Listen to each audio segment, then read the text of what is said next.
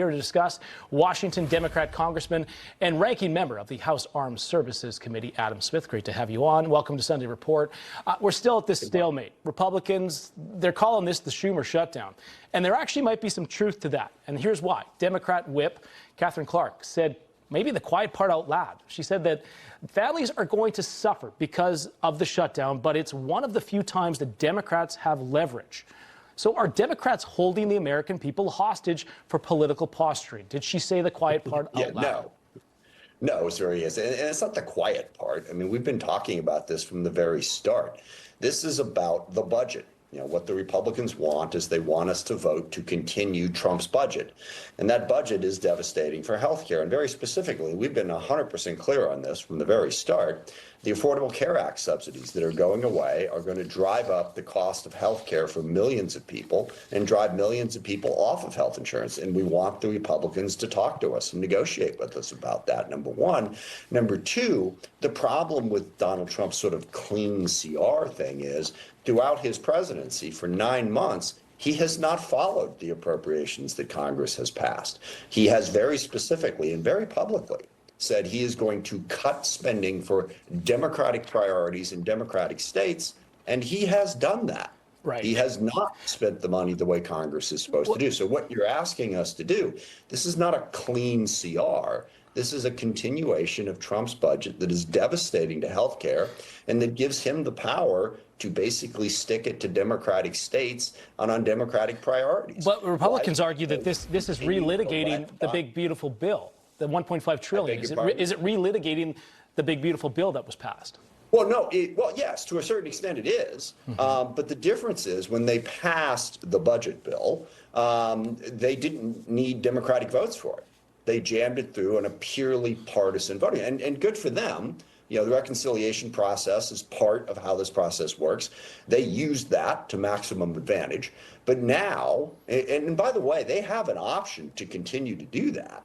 They could get rid of the filibuster on this in the Senate. And if you want to pass a Republican-only budget, which is what they want to do, then great, figure out how to do it with Republican-only votes. But Democrats believe that this is harmful to the American people in the country.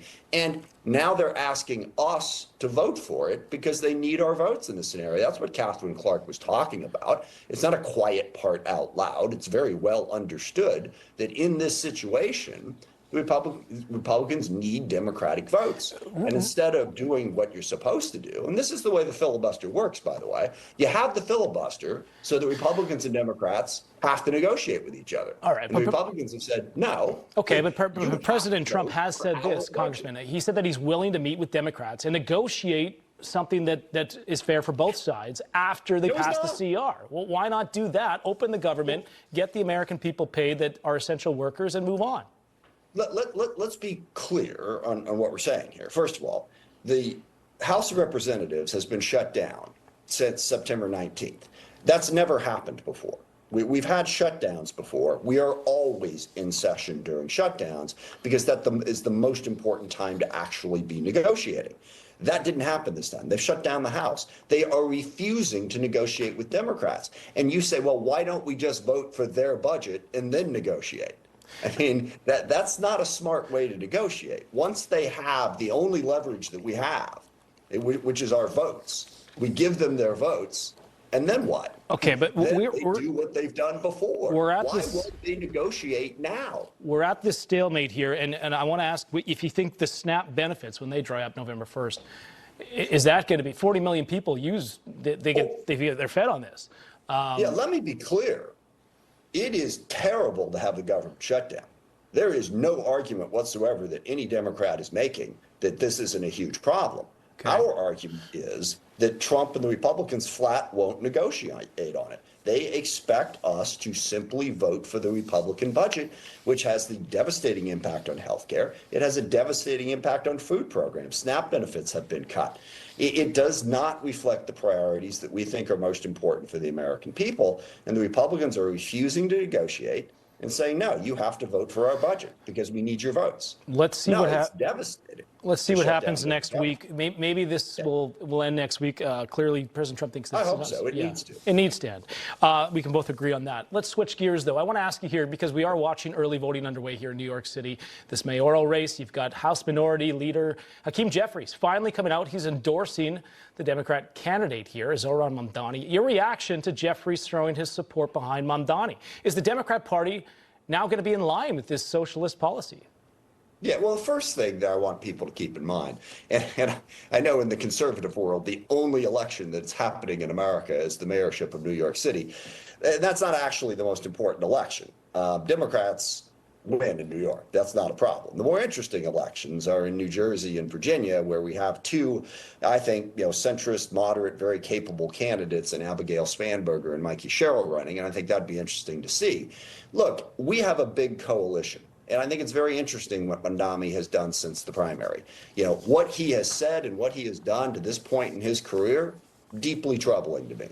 I don't believe in sort of the left-wing socialist stuff that he has been talking about. But he has, since then, said that, no, he's going to work with people, he's going to change. I don't know, all right? But I think we need to put the pressure on him to do that. And I think certainly of the candidates running, there's not a lot to choose from there. So I don't have a problem with Jeffries' endorsement. I think the key is Mamdani's got to figure out that sort of academic socialist rhetoric runs smack into reality when you actually have to govern the city. Is he going to learn from that? Is he going to be a different person once he gets elected? He said that he's going to be. I have my doubts. Right. But we got to put pressure on him. A lot of New Yorkers don't think that the policies that he's suggesting or that he wants to implement if he's elected will actually work here in a city like New York, the financial capital. I mean, that's why it's important. And this is, New York kind of is the tipping point for a lot of how other races go. And let me be clear on that. The policies that are most troubling is the Mamdani idea that we're just going to give free stuff to everybody. I mean, it's the great cliche about socialism. The problem with socialism is sooner or later you Margaret run out Thatcher, of that's what she money. said. Yeah, once the money dries up, right? Right. So is he going to learn on that? And second, we do have to hold people personally responsible. His past comments about law enforcement and the need to enforce the law and have rules are very troubling. Now, he has changed those recently. And, hopefully once he actually has to run something, he will recognize that the rhetoric in an academic classroom is very different than actually having to run a city the size of New York. We shall see. Early voting underway now. We'll see how things go once the polls open here very shortly. Congressman Adam Smith, thank you so much. It was a pleasure to chat with you. Likewise. Thank you.